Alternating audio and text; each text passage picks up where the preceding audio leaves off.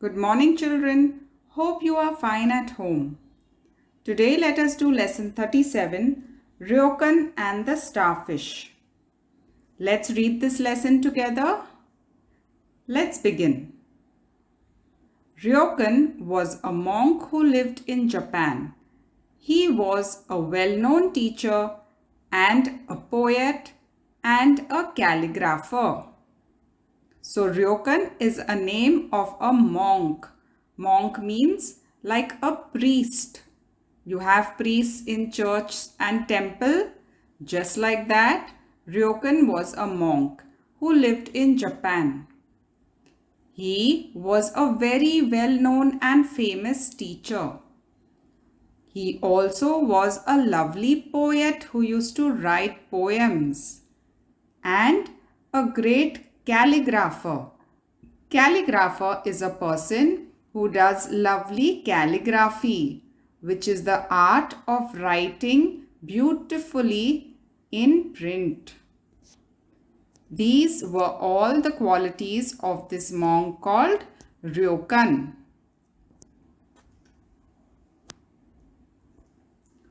One day, he was walking on the beach and he saw that hundreds of starfish had been washed ashore in a storm.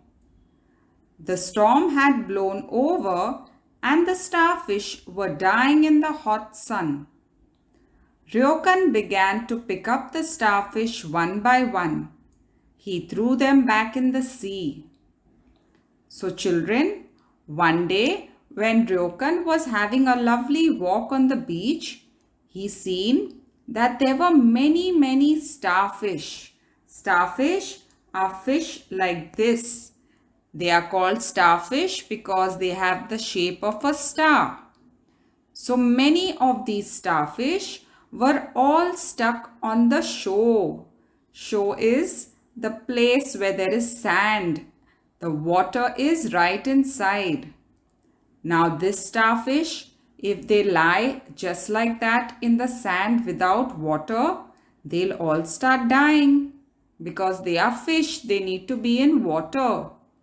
But because there was a very bad storm, all these starfish were blown away back to the shore and they were all stuck in the sand in the hot sun and were dying out. Ryokan felt very sorry for these starfish. He began to pick one by one and throw them back in the water. "What's the use?" said his disciple who was watching Ryokan. "There are hundreds of fish dying. Throwing back a few of them will not make any difference." So, along with him was his disciple. Disciple means a follower, someone who believes in you and listens to you and follows your footsteps. This disciple told Ryokan, "What is the use of this that you are doing, carrying one by one starfish and throwing it back in the sea? There are so many fish dying. How will you be able to save all of them? By just picking up some and throwing them in the sea, it won't make a difference. Let it be." Ryokan picked up another fish.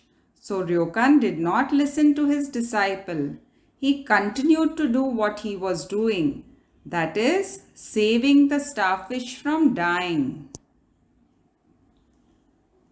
"It will make a difference to this little fish," said Ryokan, throwing the fish back into the sea. So Ryokan told his disciple that I am throwing this one fish right now into the sea. It is going to make a difference to this fish because if I leave it here, it will die. But by throwing it back in the sea, I am giving it new life. Wasn't this a lovely story? And what do you learn from this story? The moral is, when help is needed, It is important to give whatever help you can give. So children, whenever you see someone or something that needs help, don't think that you can't do anything. Whatever little help you can give, you should give to that person or thing. Be helpful in life to others, and others too will be helpful back to you. Now let's do the question and answers from this topic. A. What did Ryokan see on the beach? Answer. Ryokan saw that hundreds of starfish had been washed ashore in a storm. The storm had blown over and the starfish were dying in the hot sun. B. What did he do? Ryokan began to pick up the starfish one by one and threw them back in the sea. C. What did he mean by "it will make a difference to this little fish"? Answer. It means that if he helps the fish to get back to the sea, they would live. If he does not help, they would die in the hot sun. Therefore, his act of helping the starfish will make a big difference to the starfish who needs help. And the last question. Make a resolution to offer at least a little help every day to someone who needs it.